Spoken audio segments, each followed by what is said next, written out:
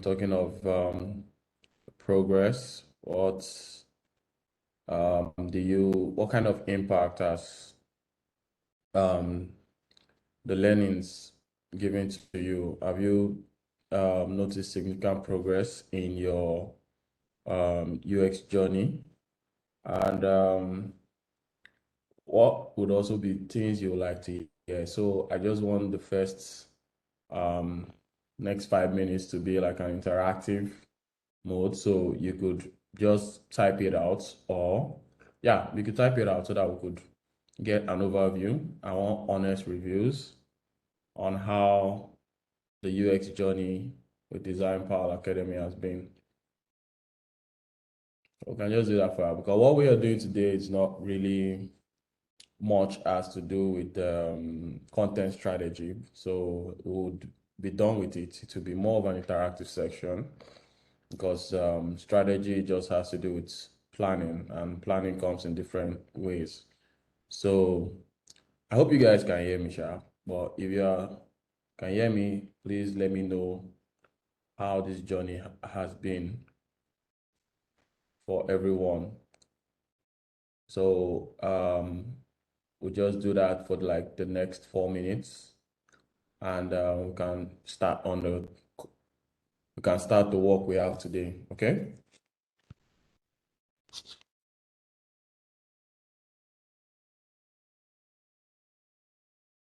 And if there are no reviews, I'll take it as if everyone is chilled and just more focused on what they want to do today.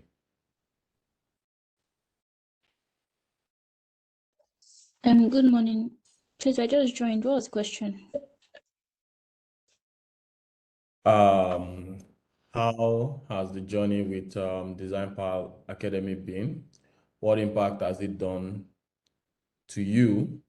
What can you say? Can you say is it positive? Have you gained, or are you the same way you joined? Other things you can like to talk about are things you were not able to grasp while learning, things that might confuse you.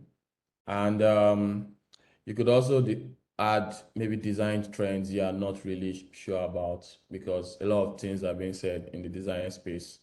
And we could just have a very nice interactive section for a few minutes. So that's what I asked everyone to do. So far, I haven't seen any. So okay, I'm getting a few. Or type. You can speak if you wish to. I just know a lot of people like typing, so I will hear a few people, then we'll now read other comments. So, Okay. Lami, you can speak. Okay, thank you. Okay, for me, it's been very interesting. I've been able to apply myself to research, which is something I've not really done in the past, just like once or twice with very, very minimal like components of the research. But with Design Power, I've been able to do like an extensive research. I mean, case is the extract. So yeah, I've learned a lot. One design trend which you mentioned is using. Okay, I noticed that in Web3 products, there's a lot of use of gradients in the background of like a page or something. So I've tried that with a presentation. One of our presentations, I used gradients on the background, and I think I enjoyed doing that. It was quite interesting to learn how to do that. And also colors, which is something I noticed in Web3 too, Web3 products and crypto in general. Lots of colors, bright colors. So I've also used that. With regards to research, like I said, doing more detailed research has been very helpful. Knowing what comes first. So one of my problems before was knowing what like the process to follow. So should I do a user persona first before a complete analysis, blah blah blah blah blah. So but with Design Power, I've been able to learn like follow a process, and it's worked well so far. Thank you. That's all. All right, that's lovely. So, yeah, it's Web3 people talk about. It's nice to know what it is. You say you noticed Web3 design, Web3 websites use a lot of gradients. Is that what you said? Did I get Yes. that from you? And you also mentioned that you said something after that, that you applied gradients. So based on your research, why do you think they use gradients for Web3? Okay.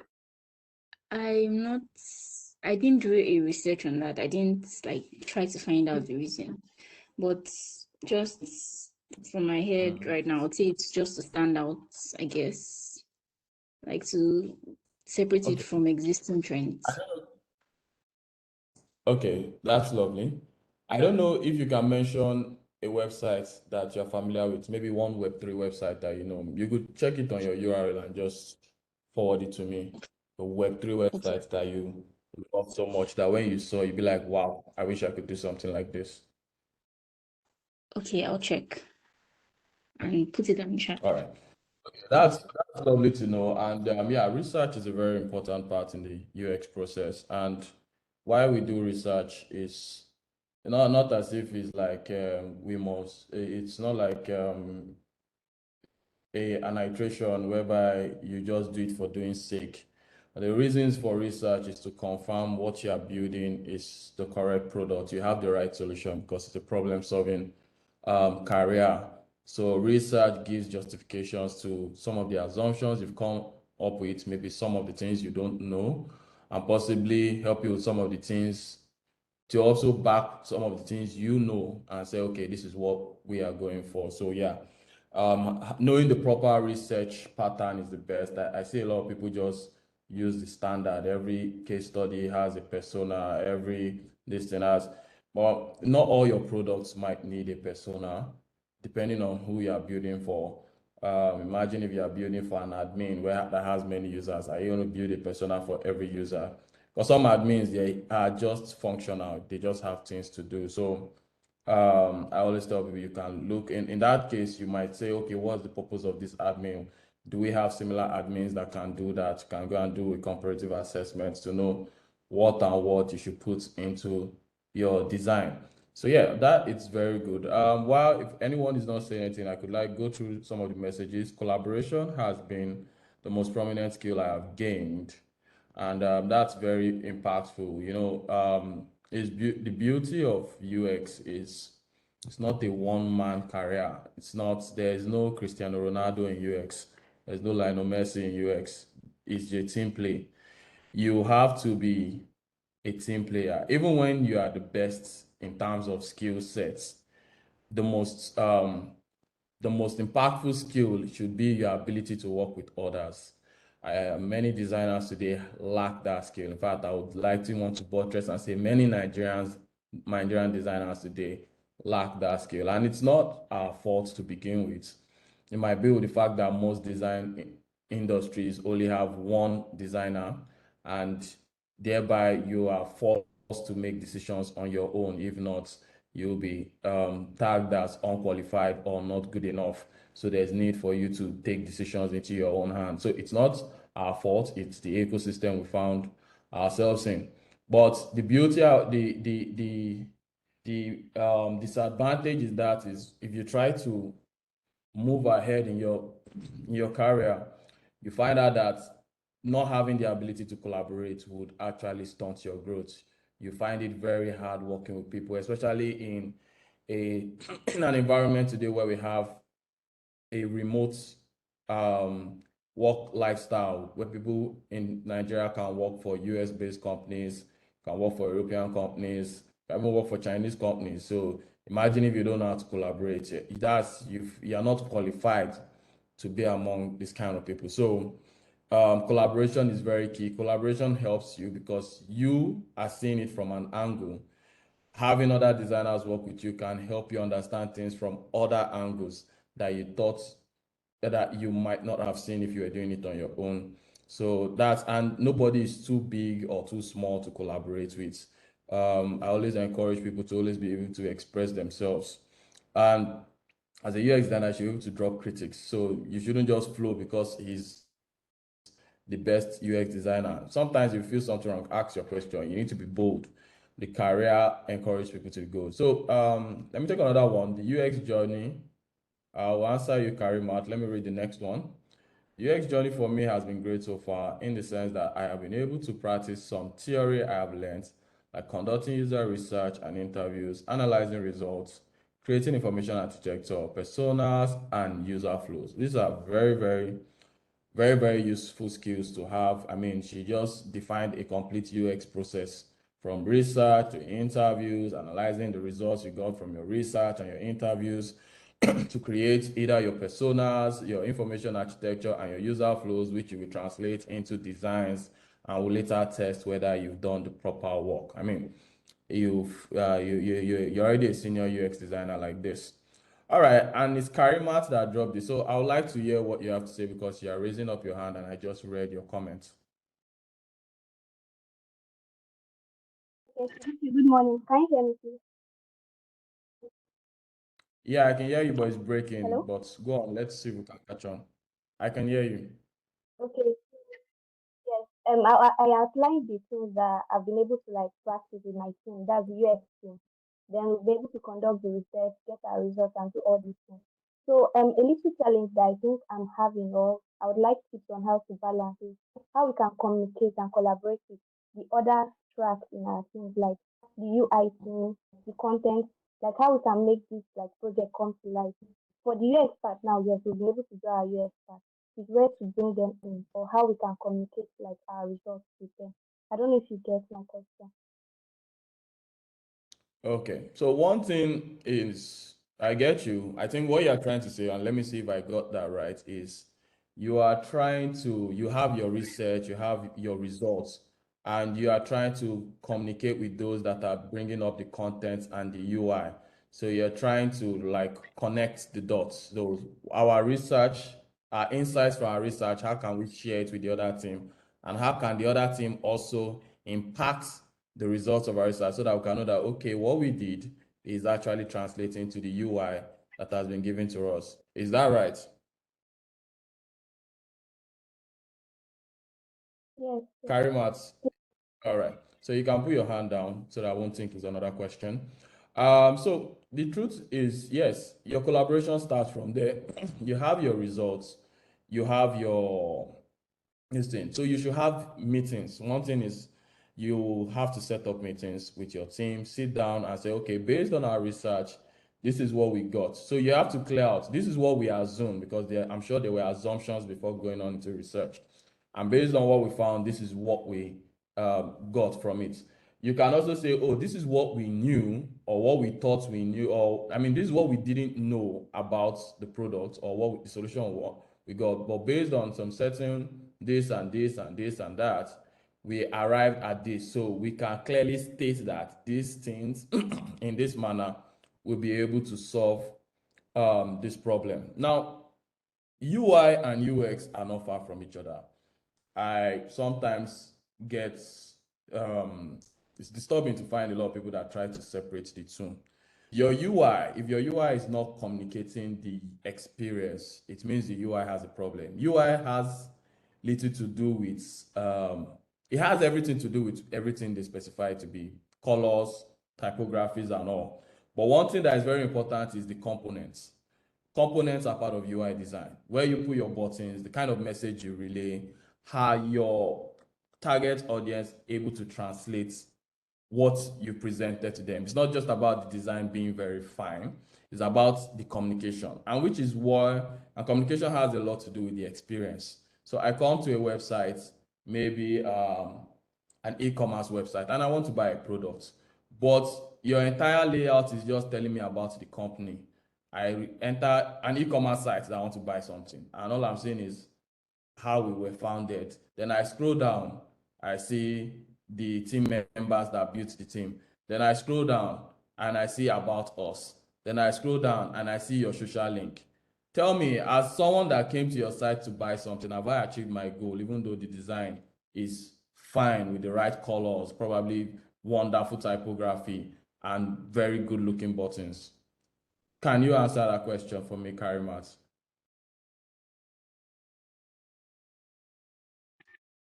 Share with No, sir. me. Okay. So that's the thing. But if maybe you've done a research and you say that, oh, our target audience want to buy stuffs. I mean, that's the more reason why they are coming to our site. They want to get stuffs. When they get in, they just see products. Wow, we have machines, we have clothes, we have shoes, we have this, we have a very good nav bar and the rest of it. We have this thing. You can book an order and all the side on the side place you can say in case your order doesn't get delivered to you, you can write there's a return policy, there's a this, there's a way you will package the content. People will like, oh yeah, this is the place I need to be. It has everything I want and everything I need. So that's the communication. What you have gotten, your UI group and your content guys should be able to translate that and be like, oh, based on these research results, we should make our UI like this. We should make the contents like this.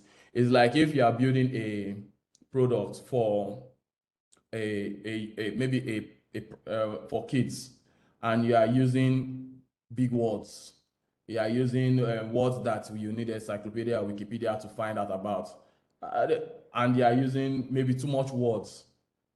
It's kids that are coming to your website. If you've done your research, you know that they don't have time reading too many things. That's why we notice most kid sites, what you have there are illustrations, cartoons, things that will keep them on it. Big buttons.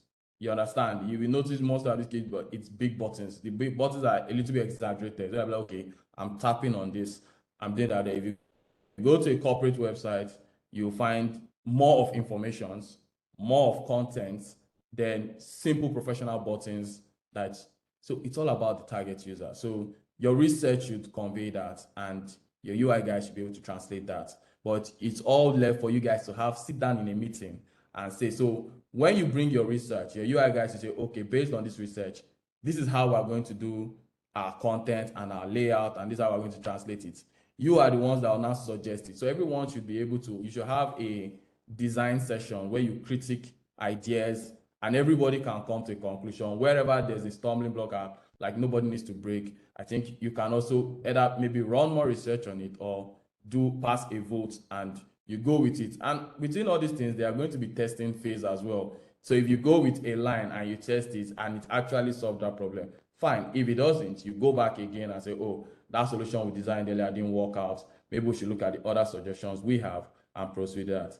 Lami, I will listen to you now. Or wait, let me read the next person before Lami goes. It's been great. Learn new stuff at all. I would love if slides are shared for each classes.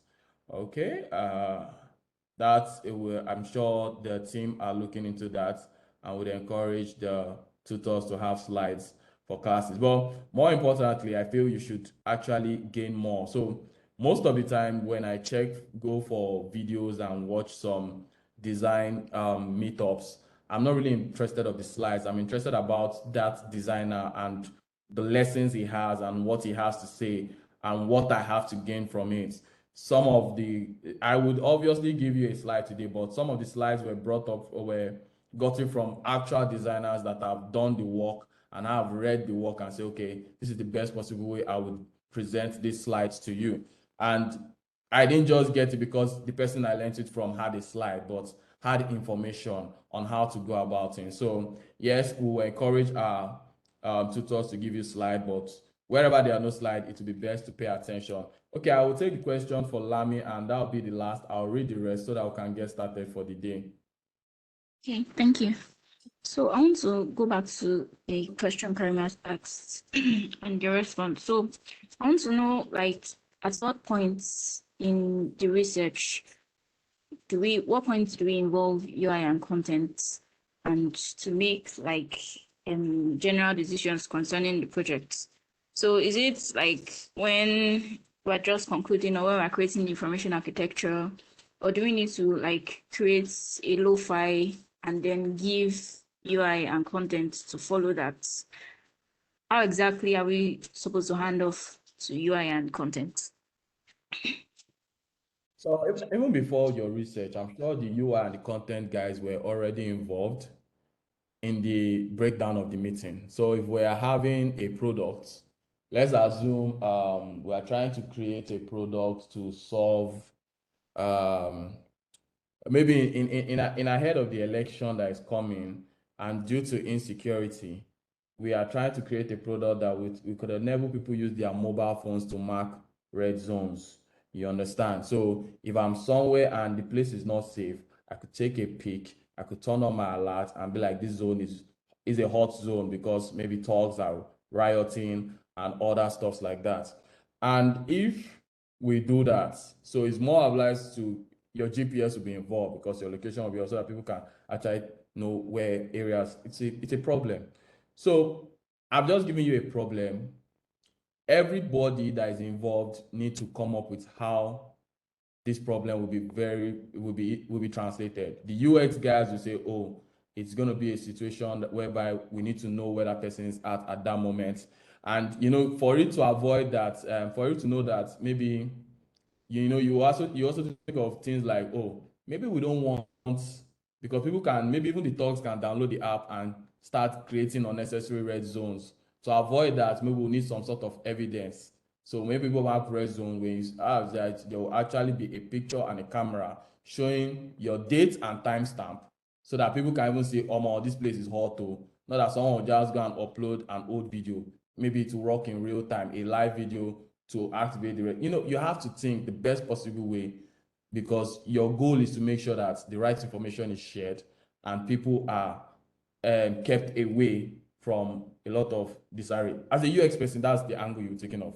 As a UI person, you have to think of a layout that is very easy to use, because when something is an emergency, you have to put buttons at somewhere that is very easy. Maybe when he brings it while tapping phone, he knows that there's a big button to activate the red zone. Then he can just put on the camera and show many things. You have to think of the conditions he will be in that place. So you have to think of the layout and the components. So you're all thinking based on your design. And the content guys too, you have to think of a way you can translate this message. You have to think of a way you can maybe lecture people on how to use the app. And you have to think of maybe different things you have to come up in order to structure and do other things. So everybody should be involved from the first day. That's the truth. Everybody should have a meeting and say, okay, this is the problem. So at that point in time, you will need to analyze your goals, you need to analyze the needs, you need to analyze your requirements. But that first meeting, most of the things that will be gotten on that first meeting are assumptions.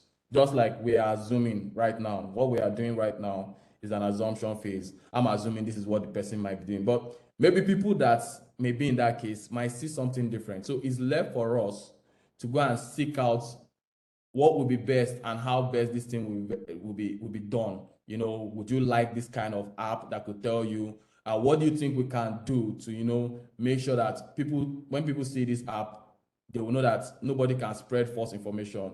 Because one thing about an app or a product that you want to bring to solve a problem, people can also use it to create a problem. So you need to look for how can we safeguard. So that's where you'll be going from the UX part. Why the UI guys will focus on how we can translate this app in such a way that you can bring up your phone, even without even looking at your phone, you know where the buttons are. Like you have like a visual presentation of how the app should be. So you make it so simple to that place. Not that when he has to open it, he has to look for one particular button, or he has to slide maybe 4 times before he can activate something. Those kind of things. You have to look at the urgencies and all those kind of stuff. So yes, that's the answer to the question. You guys should actually be at the first meeting. It's when you've analyzed your assumption, analyze what you know and what you don't know.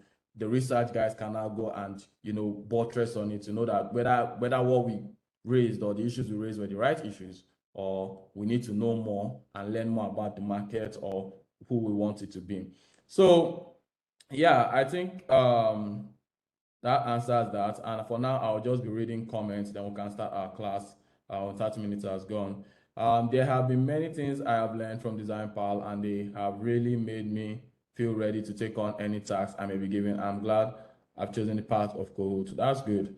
Someone says, my question is, does every design concept have to be backed up by reasons? I mean, UX design is not just if you ask yourself why do we do UX design, or why do we do UI design, or what's the concept of product design? It's not because we just want to have fun. That's art. But even art too can be translated as a form of expression, meaning there are reasons to everything creative. Literally. Um, the the sea was even the sea is blue from the top. Who painted it blue? But we all know blue symbolizes something cool, something calm, which is what water is. So there's a reason why that is so. You call it Mother Nature, call it God, call it reason for every design. Trees, there are reasons for why they are like that. Houses, mountains, snow, they are all reasons. They are not just created for doing sake. So when you now say you want to create components, you have to ask yourself, why are we creating components? You create button components to what? To create actions, call to actions, secondary actions, tertiary actions. You create forms to do what? To get data from people. When someone sees a form, he knows that, oh, at this point in time, I need to provide an information before I can move on. And when he sees a form, he doesn't see a button, he knows something's wrong with the app, because he needs to fill in the form, and how he can tell the app that, you know what, I'm done, take this information, save it on my behalf, I'm good. There are reasons for everything that is done. Card components. There's a way you want to structure your layout. You want, oh, we have this card to tell you maybe how much you have. We have this card to tell you how much you need. We have this card to tell you whether you're active or not. We have this component to tell you whether you can switch between on and off. Every component by default has a reason why it's there. That's why when people open a phone, they see a button, they know it's a call to action. They see a form, they know it's where they have to put in their information. They move on and move on. You see something that is scrollable, you see that one component is not showing, automatically you get the message that I need to scroll. And when you scroll, you just find out that, oh, there's more information on that. So I hope that answers your question. And think, I don't know if we have, okay, I think there's one last one. Technically, I have really improved my research skills and developed a lot of use as artifacts. I can see how research informs certain design decisions. I've also learned a lot about UX process. What I did like, what I did like is that we have more activities to engage with midweeks to really enforce learning. This is very lovely, and I like that everyone is really talking about their research and what have you. And yeah, it's good to know that there's a lot of things that come in research. And I came across it while my team was reviewing cryptocurrency platforms, which is good. Vanessa can't hear anything. I hope she can now, and I want to believe everyone can hear me.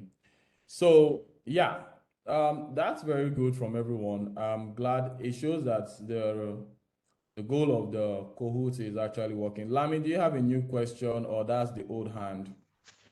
Sorry, it's the old one. Okay, the old hand. All right. I think we're good for today. I think we should just go over what we have today. It's not much. It's actually more of content strategy, coming up with content. And some of the things I'll really talk about are some of the things you subconsciously or without knowing do on your own side. And you don't just know that that's what you do, but you do it. But we just want to like clarify and, know that what you do is actually has significant impact in the designs you create. And yeah, so I think I'll share my screen now. And okay, let me see. First of all, come in.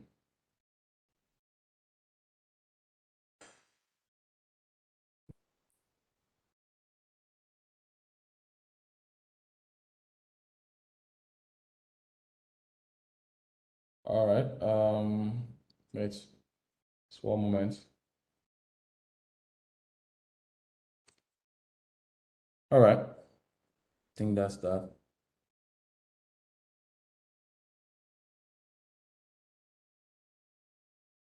Please let me know if you can see my screen. I want to believe it's showing.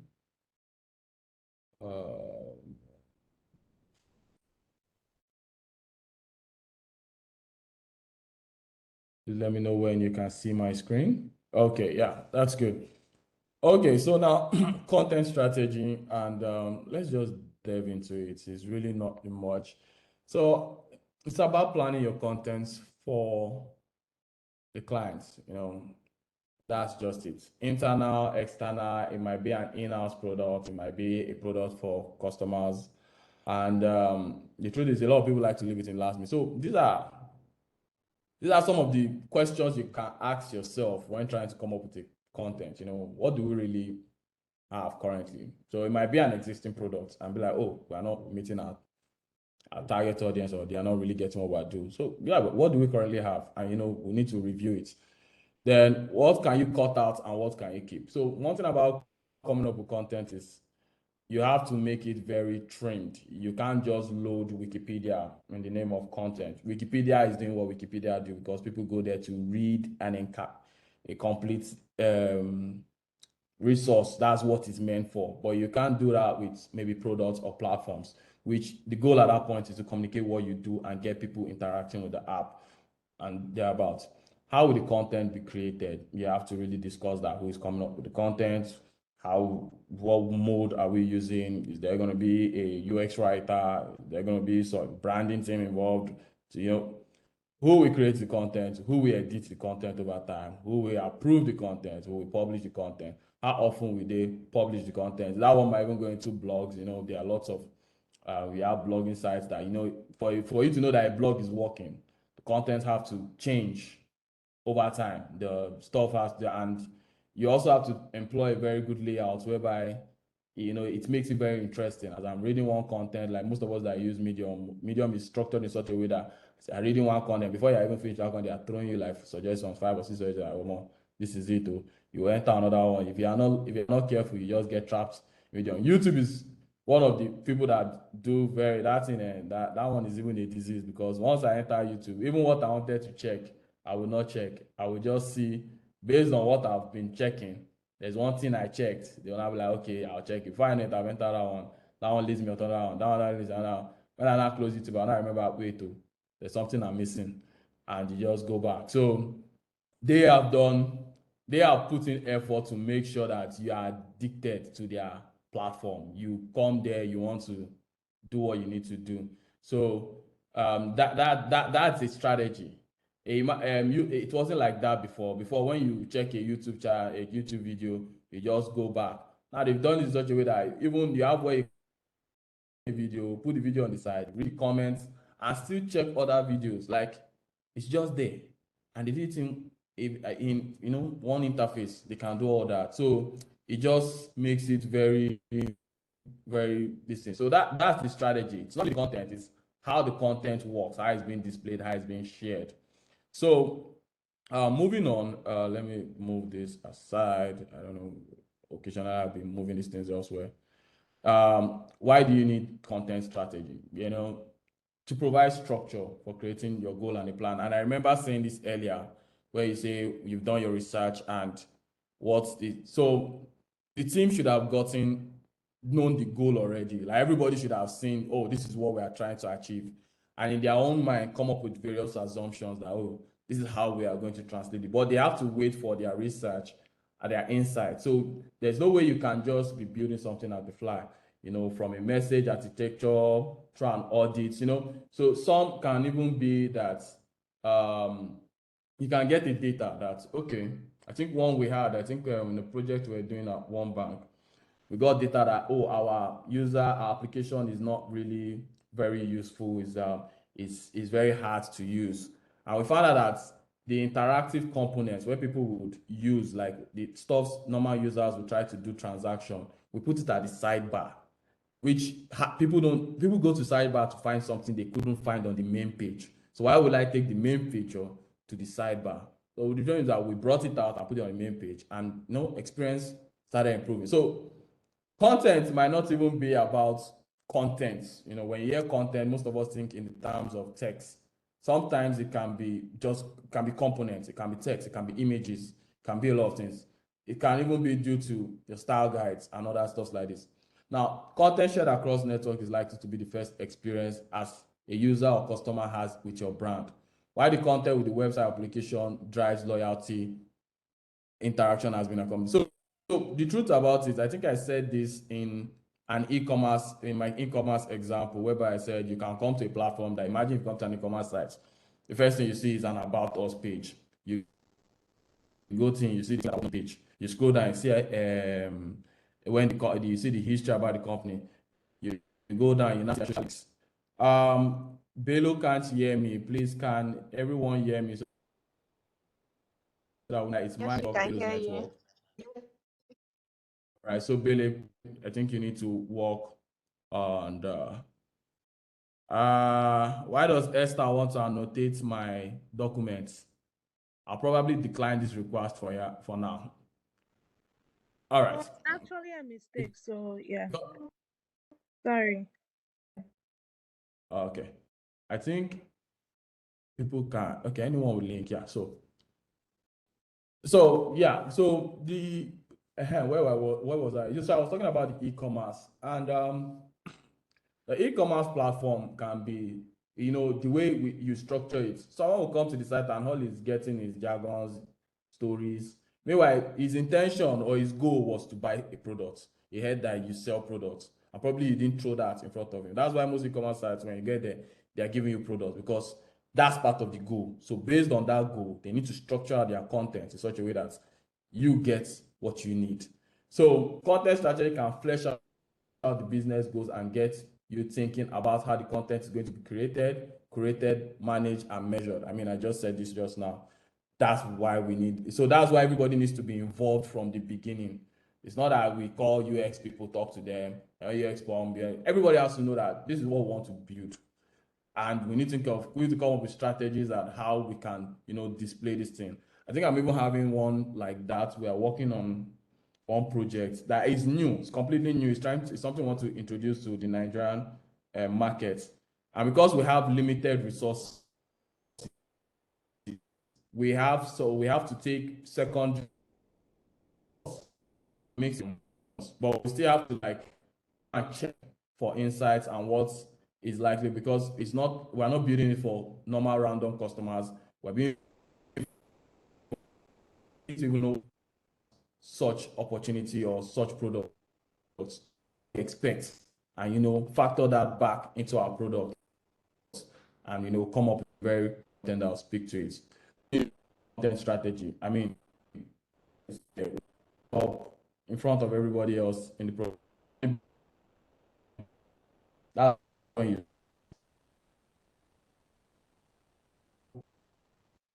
get going to know this is what we're trying to build. I'm sure most of you, when you hear the brief of a project, even before you start going into your research and everything, in your head, you started seeing things that product you have, like in your head. Although you're not the main user, but you naturally will just get that feeling that, oh, this product would make sense if you had this thing. Oh, this product would make sense if we can put this one. Oh, this product will make. And sometimes what you're thinking, as you're going through the brief, you're not seeing it. This product will need an extra verification so that security will be tightened. There will be some other things you will be like, oh, wow, this product needs, and it will align. That means you and your business, based on your experience, your goals and what the business assumes, you're aligning. But that's not enough. You need to be able to go into the market or conduct research that will back up that assumption you have in your head. So even before the content strategy meeting or before the meeting, using the goals, you already have an idea what the content should feel like. Now, who does content strategy? There are content strategies around that. Do that. People that claim ownership of the project, not really. So you have to look at that. Let's move on. Sorry. Yeah. How long does the content strategy last? So there's really no time slot. There's no starting. There's no ending phase. It's forever. Even when you work on the content, this thing, you are still. Why do you think these days all our apps, they keep revamping all our apps from Facebook to Twitter? There's always updates. You haven't thought to yourself, it never do now. work never finish. So it's Snapchat, everybody has something to change. So that means there are people constantly working to improve the experience of the app based on the content, based on how the entire stuff is being structured. Now, it said since content is the front line between a brand, product, project, and its users, there should be a component of measurement adjustment whenever content strategy is involved. So consistently, guys, project guys, users with content every day, you keep working on strategies to improve your delivery. So tools for the trade, you have the artifact. These are tools of content trade that helps you head the content card. So literally just help you analyze, break down your content. And we have quantitative audits. It's easy to complete using a spreadsheet. I will give you a pictorial view. So quantitative audit could be using a web page URL, just to specify this thing. Then you now label the title, the page content, and all that. It's usually just a simple one. The qualitative will have more. Probability might have maybe the headlines you throw in, the body description, the main message, the image details and the sizes, whether you want this image to be big, how you want this image to be, even the video details and size. You can even go forward to say, oh, the notes, the accuracy, the usefulness, the target audience, the very important, the spelling. I talked about products that you might be building for kids. If you go and be using big grammar, waiting the child won't find for them. You notice most kids app, it's more audio specific. Like they, apart from having videos, they have videos, they have audios to let the kids know what this kind of apps are bringing to them. But you don't really find that in more matured websites where you just go straight to this. All these have to go into your audits when content. Now, this is an example of a quantitative, and I talked about the URL and the page, then the home page, and all it contains a lot in place itself when pressed. So this one is literally, it might be one of these dribble sites whereby you can see a page, you can see a title, then you see a button, maybe to play something or perform an action. That's what they are doing. They're just running by page. But if you go to a qualitative one, you can have browser title, you will have the headlines, you can even have the number of characters. So you can have some places whereby you say, oh no, content, we shouldn't do more than 500 or 200 characters. Sometimes you can say, oh, this slogan should not be more than 4 words. So you now have people brainstorming that, oh, what are the various words you can come up with that keep it cool. I think there's one for Kuda. I don't know what's the slogan for Kuda. I think there was one that they used to throw them the last time as a ban for the free or something that has to do with that. Yeah, those are part of the contents that you can come up with. And yeah, these are examples, images, talk about how they'll be represented, say images of books, biofilm, column, just come up with, this is how you build up your audit. You can have a table. It doesn't have to be like this, really. My own way of doing it is I use tables sometimes, but sometimes I just write a list of what I think should be on the page. That's what I do. Then I discuss with the content guys. They tell me, they come up with the words, and okay, it's best to do at this. Then sometimes when it comes to words, I'll be like, oh, based on our target market, that might be too much. It might be too much. It might be too less. We need more clarity. We know this, so we can go back and forth analyzing those contents. Another thing is your message architecture. It helps you define qualities in terms of the language that everyone on the team can understand. You have to create card sorting. So the thing about message architecture is what we just discussed now. If you have a card sorting exercise, you can have, you can say, oh, we need a slogan. What slogan do we need to come up with for this? And people will be like, okay, take a card, write 3 words that you think can depict based on the goal of our project. You now see people coming up with this, and they'll not tell you, oh, part of the things to consider is who we are not, who do they like to be. So you think of how you can come up with a slogan that speaks directly to some of these things. And while doing that, you need to categorize your adjective to describe the brand. So, like the Kuda own, I think, says something for the free, or yeah. Then filtering adjectives while focusing on how the brand or product should be perceived throughout the project. So that's kind of like gives you a driven idea of what we want from that product. We want this thing to deliver this sort of message, and prioritizing the goals. I keep saying things about the goals by focusing on what we like to be. So it's very important when coming out with that your goals must align with the kind of content you come up with. So another exercise they do is the content metrics, tracks production status, related links, metadata, alternative text for images, and other page assets, context source. So all these pages whereby you see some links somewhere, you see some extra columns. You have to be strategic with where you put it. Most of the time we assume that everything should just be at the footer, but sometimes there are some of these contents you put in between, especially this one that the normal while you're scrolling, you just throw one banner, subscribe to our newsletter. They just want to just, I know you like always give you as many as possible, but and keep you well informed. Most of them, nobody really throws it at the footer. When they put it at the footer, people barely saw it. I subscribe our newsletter. So most going to just put it in between, like in the middle. Those put it at the footer, but let's just straight, because most times, if when people are reading a particular page, they are mostly focused, especially on the web, they're mostly focused on what's on the left side. We lead from left to right. So we lead in an F pattern.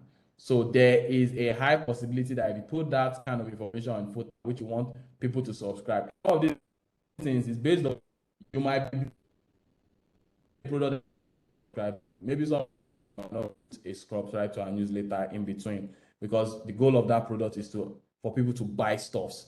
But maybe a blog,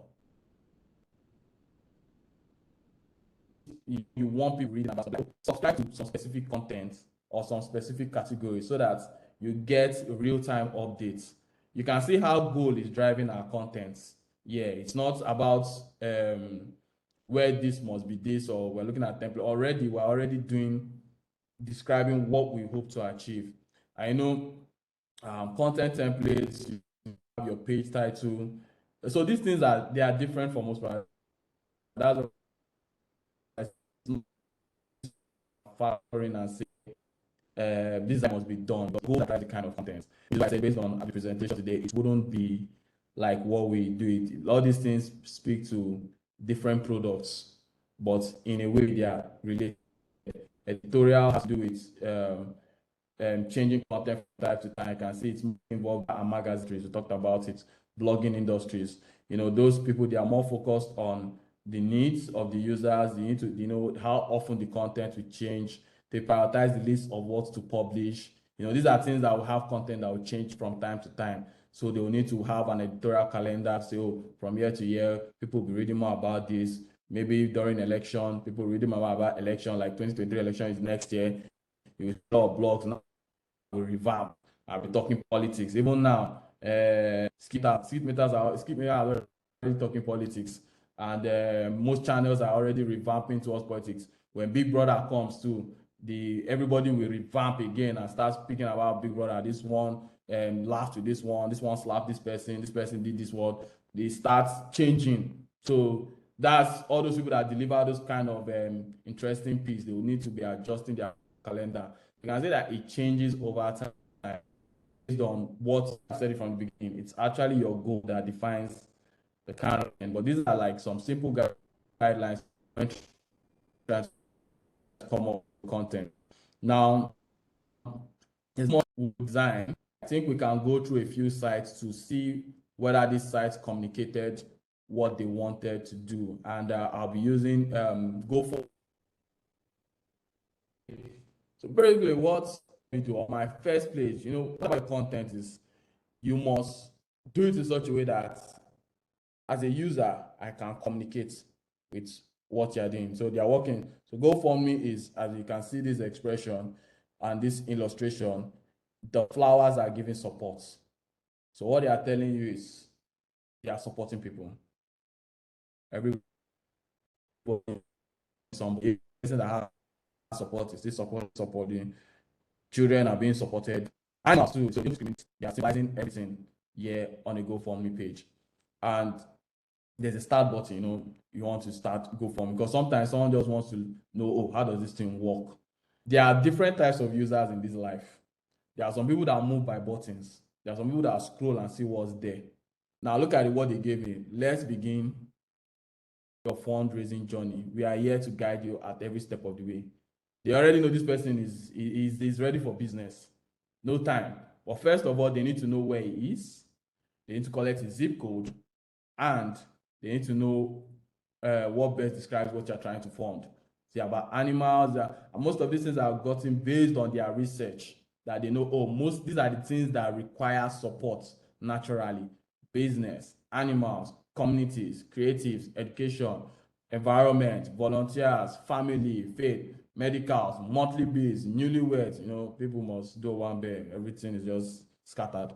Sports, travel, wishes, others, and the rest of it. Even others is there to like, okay, I can't find what I'm saying. So you see, they've thought it through. Even when you can't find what you still need to click something, just put something there. And that's it. So those are, we're looking at a user that goes through the trigger points. But let's look at a user that just, let me know what this thing is all about before I delve into it.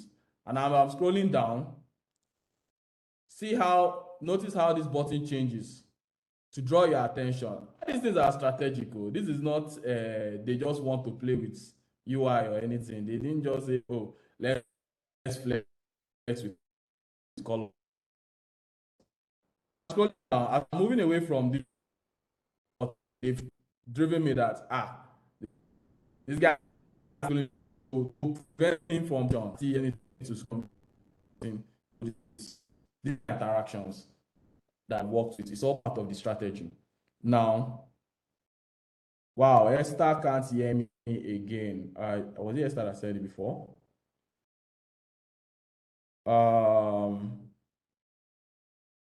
Hello, can you all hear me? Yes, we can, but Yes. I think the line keeps breaking intermittently. Okay. Apologies for that. I don't know. The weather might not help us today, but I don't know if I might need to switch to another network. Let me see if I can do that without breaking the line.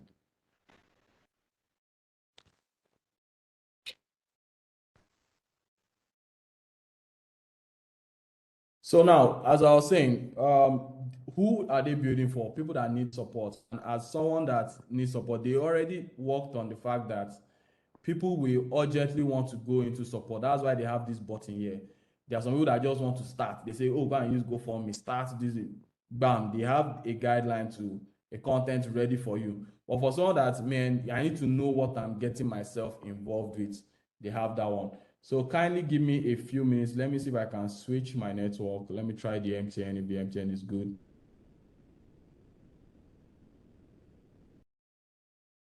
So confirm if you can hear me. I'll switch the network. Yes, we can. Hello. Okay. So now let's move on.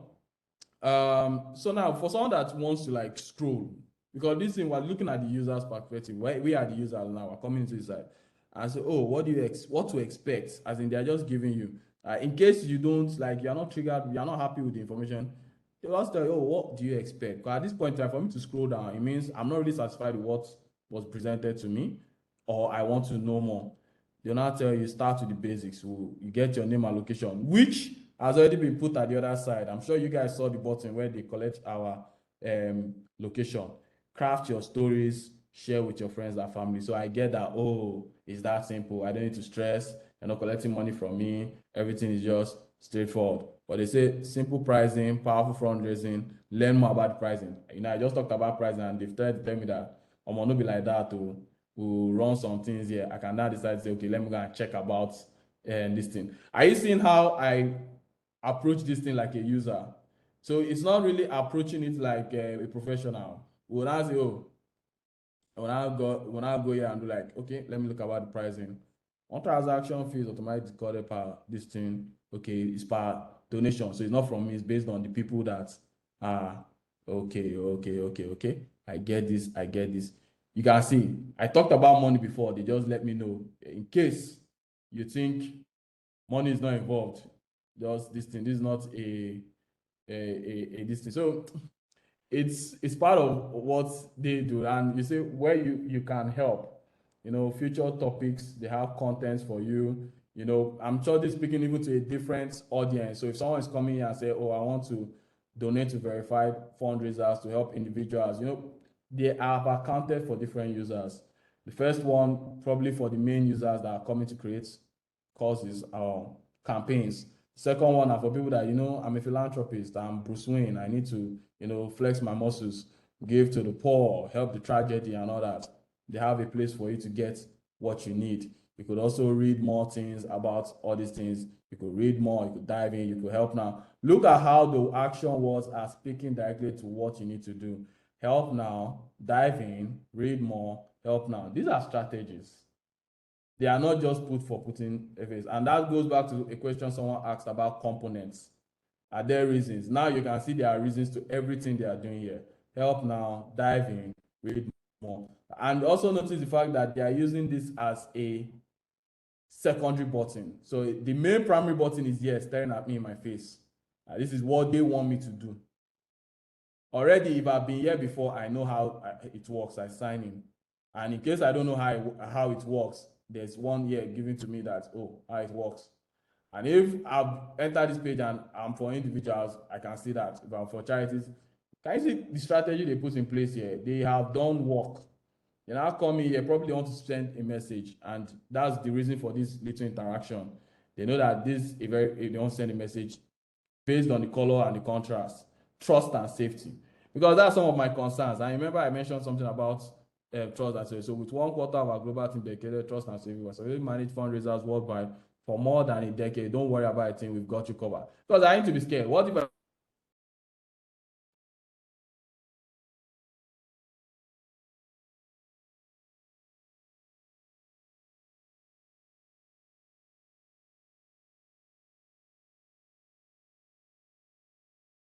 So let's not spend too much time on it. This is one that speaks to campaign and fundraising. I think we've analyzed this to a substantial level. And you see, this is the secured part. And look at how they are addressing everything with the nice, beautiful pictures when it needs to be done, illustrations when it needs to be done. All these things are just to creating a safe place for our community. They are using kids. Kids need to be protected. So when they use kids, be like, this is nice.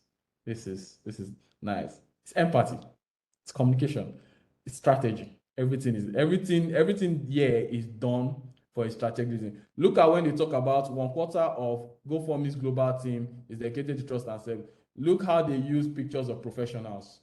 They didn't use pictures of people in the ghetto or people in party clothes. They need to communicate that we are professional. We trust and safety. That's what the image is coming. These are strategies. We talked about images and sizes. These are it. Just put two nice images with a few text and a nice icon here, that talks about the safety. And when it comes down here, we need to provide a safe place for our community. Let's put in the kids. And let's put in kids of different colors. There's a white boy here, there's a black boy. This is obviously looking like a Latino, and this maybe be a mixed race and all that. Kids for all races. You might think this might look subtle to you, but these have their own significant impact. There are reasons for all these things. They are not, and this thing can mean 1,000 words because they are telling you. Another thing could be, this is one translation of it. Another translation is they are focused on a particular person and you protect it from the outside world. Someone can translate this as maybe these are bullies because at this age, but they are telling you we will separate those bullies and keep your boy fresh. It's all about communication. Pictures mean 1,000 words and people can translate it differently. I just translated the same picture in two different ways. So look at it. GoFundMe has your back, especially in the time of crisis. We all know this is someone, maybe it can mean Afghanistan children aspect. The picture. So we all know what happens over there, the war and other stuff like that. And they're telling you, despite all the challenges, this boy is still smiling. Communication, translation. They didn't show him, they are saying they got your back. Relieve all these people, they've said this thing. And even these people that provide support, these are people that ensure safety. What I can get from this, I didn't even need to go far. I'm already saying safety firemen, ensure safety. They need to put a bold version of someone ready to sacrifice himself or say, oh man, this is our hero. These are people that have laid down the line. Not all hero wear capes. Everything plays into the strategy and everything. We are here to support your success. And see customer care everly ready with a cup of tea, always alive, always awake, to make sure that as soon as you need an assistance, they are ready for you, are ready to take on your challenges. Everything. Subtle and safety tips. And this is where we talk about those extra links, metadata. Maybe you're not in US, you can switch the location, see all those other things that might support you, everything, the social links and all that. Imagine if they threw the social links on top. They'll be like, oh, follow us first before you start. I mean, I'll be lost. So I think we've done, we've examined the strategy that was used in this GoFundMe. Let's look at BBC. So when you come into, when you hear, oh man, I heard this thing on BBC, oh man, there's this verified news, you check BBC. When you just enter, it's there for you. They've already laid out that these are the main things happening. This is the news, this is the sports. For those of you that are Man U fans, it don't happen. For those that are Chelsea fans, it don't happen. This is the weekend reads, light reads and all that. And when you are saying, oh no, me, I'm not a general news guy, I'm a sports guy, they got you covered. Take it to where and even in that sports again, they say, no, I'm a football guy, they still got you covered. Content strategy for everybody. Like someone coming here can get what he needs and narrow it down. I want to listen to gossip, they got you covered. Transfers, they got you covered. So these are the strategic things. They didn't just put this thing because they want to flex their muscles or anything. There's a strategy to ensure that what about these users that think in this limelight? They travel, and you can still go back home. Despite everything, there's home for the sports version. There's home to go back to where you were coming from. Navigation. It's also part of the strategy, your movement around.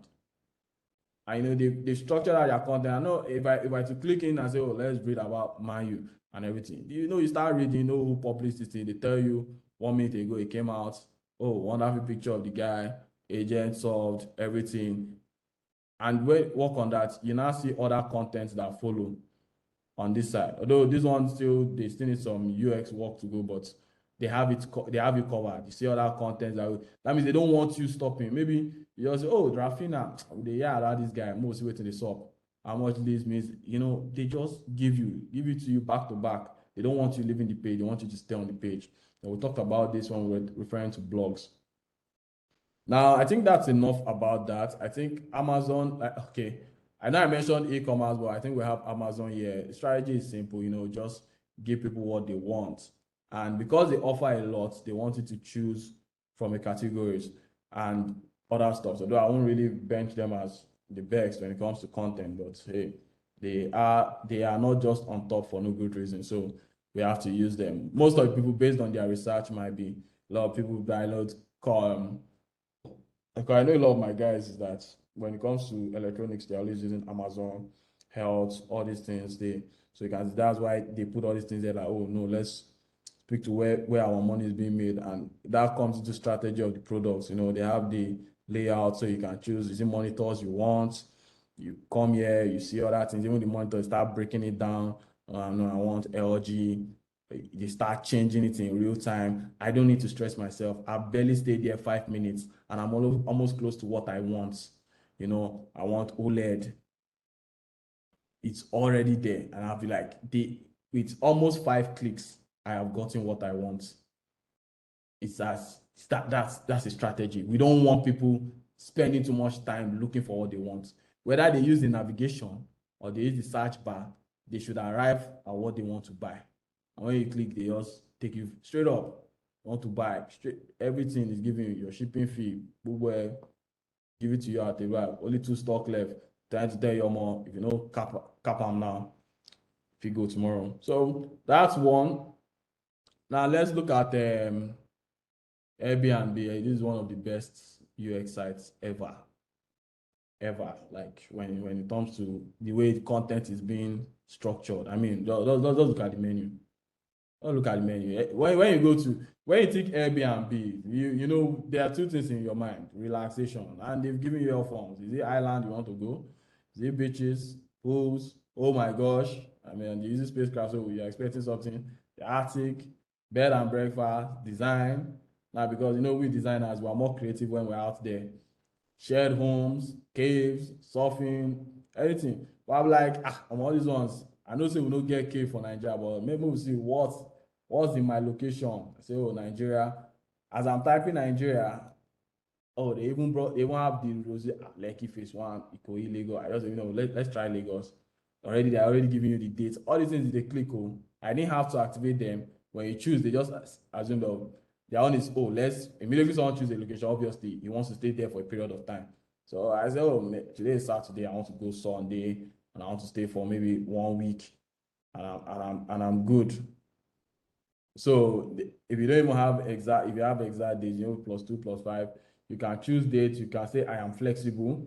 So some people don't know. Some people, I'm going to a place and say, no, I want to spend a week here. Fine, they got you covered.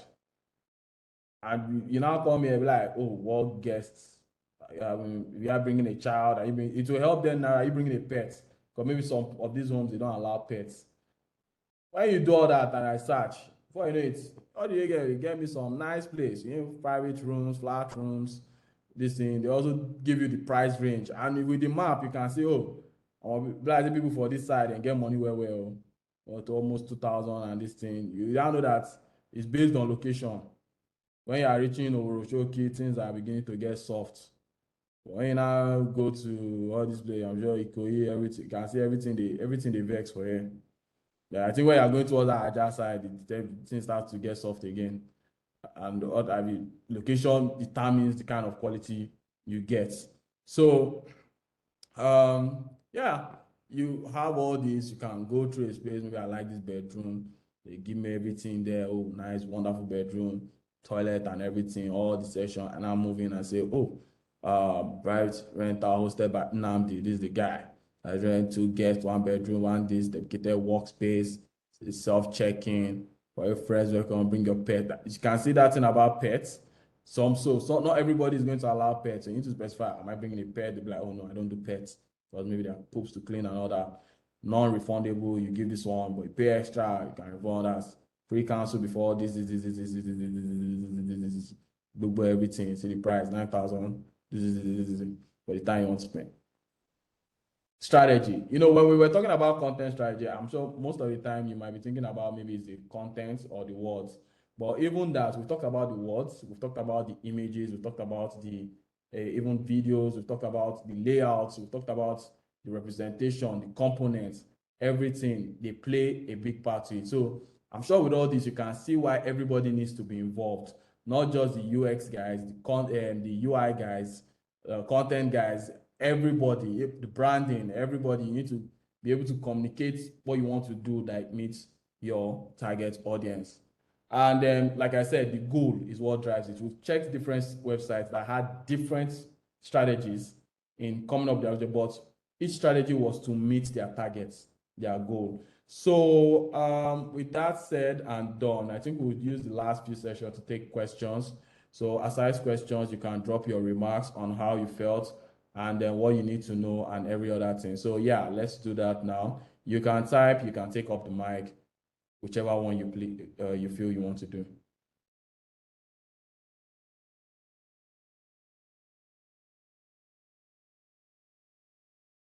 All right.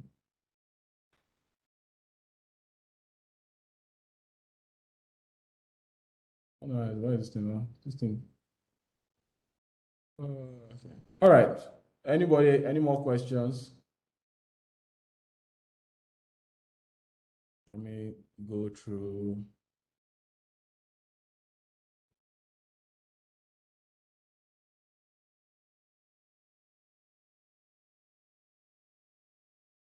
All right.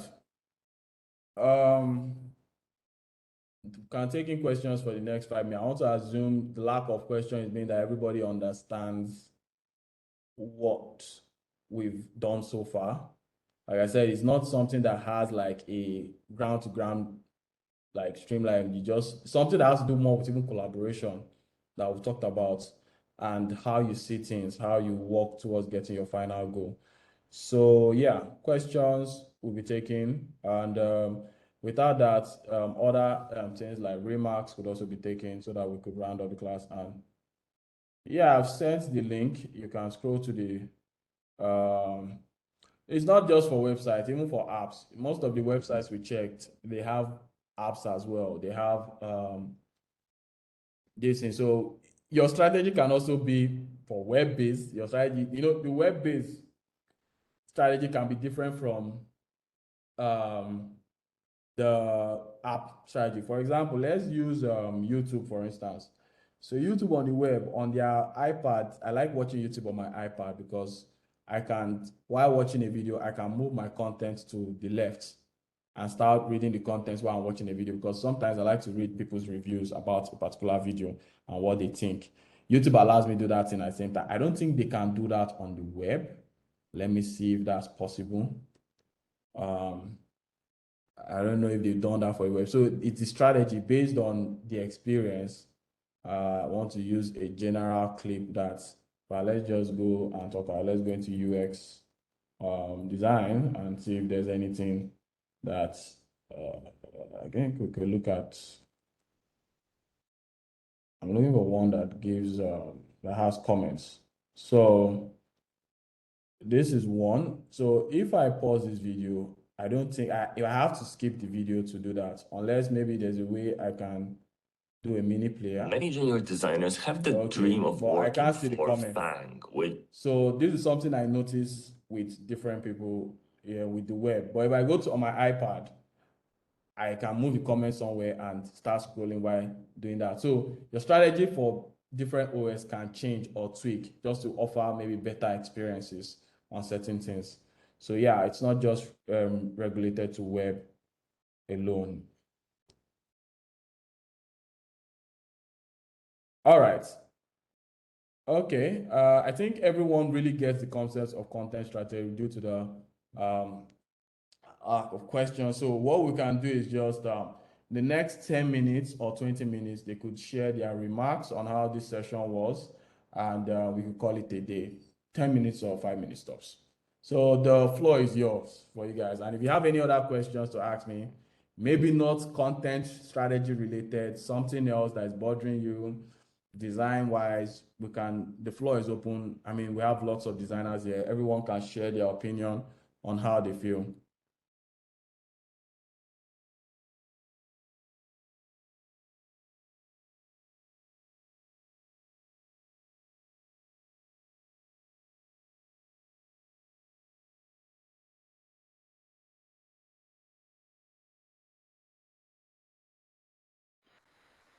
Good morning.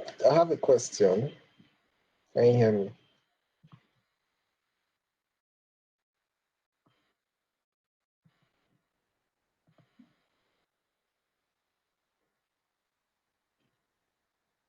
All right. I can hear you. What's your question? Okay, yeah. So, with regards to the content strategy, like when we're looking at GoFundMe websites, there were a lot of micro copies that were targeted at their brand messaging. So, who comes up with those micro copies? Like some buttons were help now, some were donate, some were diving. Is it the job of the UX writer or the content strategist, perhaps even the brand strategist? Who comes up with stuff like that? All right. So yeah, they are what they call UX writers, and they come up with content. Actually, I think yeah, UX writers come up with content, but I think UX writers are more involved in the deliverable, like how best it should work in. And it doesn't have to be them that come up with it. Sometimes you yourself can come up with it. If you feel, oh, it's best we do these words like this, it will translate better, and that way you can. So even the UI guys can say, oh, these buttons that we have, it's best we use tertiary buttons or secondary buttons so that it doesn't drive too much focus. As you can see, those buttons, they are like tertiary buttons. I'm sure that's recommended by the UI guys.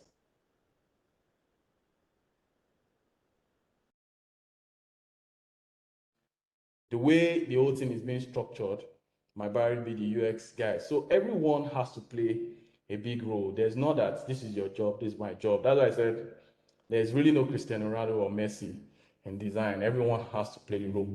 But in terms of content, like the actual content of writing, it might be the UX guys. In the act of the layout and the colors, it might be the UI guys. You know, all those kind of things, they play a big part to the content strategy. So I hope that answers that. Let me look at, are there tools that make it easier to work on content? Excel. Just use Excel if you need a tool. You can use it to draw your layout. Maybe each tab gives you, maybe you can say this is what we'll put our header, this is what we'll put about us. Then beside the other side, you can go more into it. From the tables I've shown you today, you see Excel is the best tool you can use. So you can use Excel sheets on Google, or you use Microsoft Excel, basically.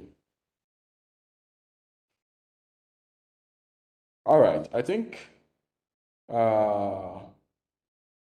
that's it. And yeah, my final remark for you guys will be like, I'm glad that a lot of you are going into UX and you're enjoying your experience.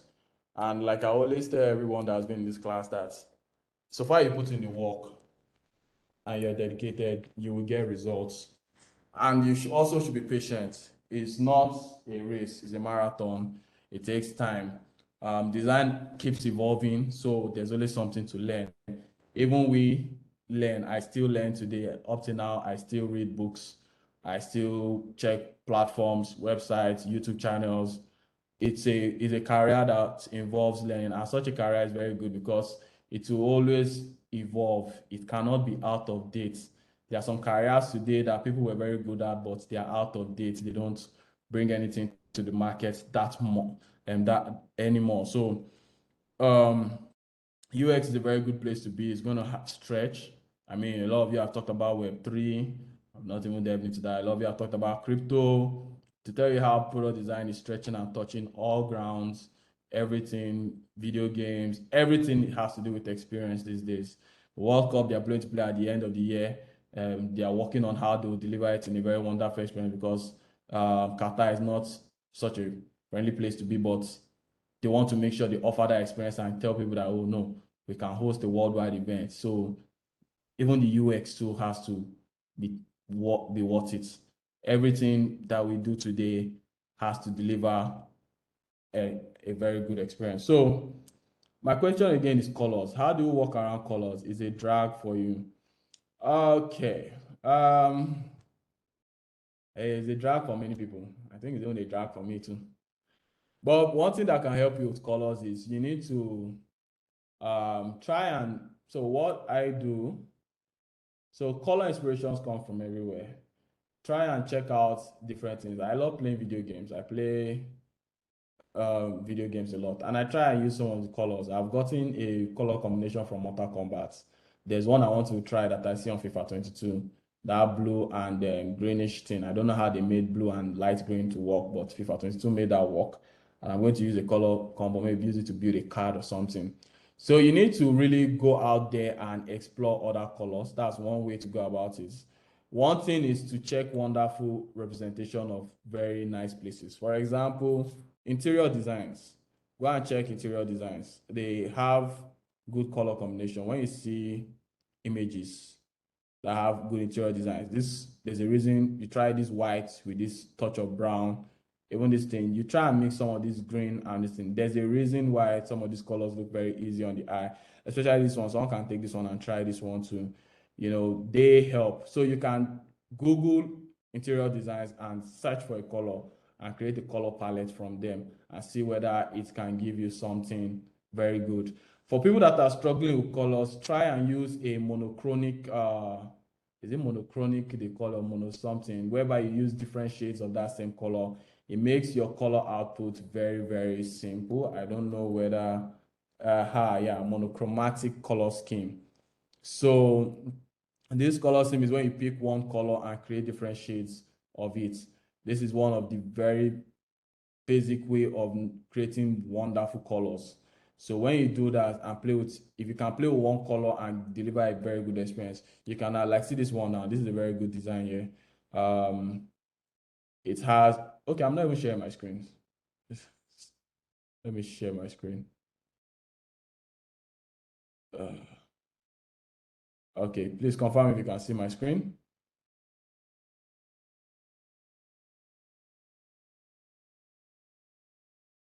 So, like I said, you could always Google interior design and check various types of design combinations.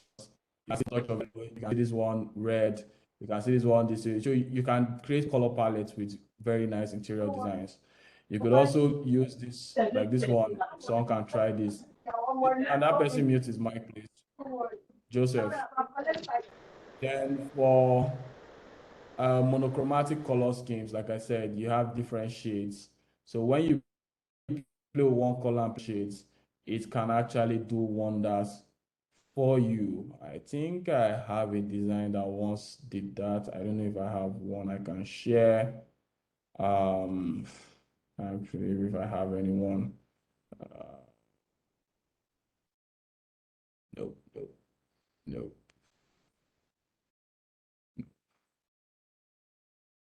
No, I don't have anyone I can share. All these other projects, they are NDA tied. So yeah, so like I said, monochromatic color palettes could give you very good color combination.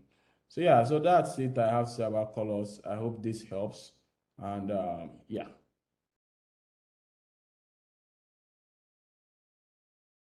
Okay, so with all said and done, I think we've had a very great session, and I think all my job from now on is to wish you all the best in your UX design journey. Great things are coming. You guys just need to try it out, and work ahead. The only way you get better is to continuously design.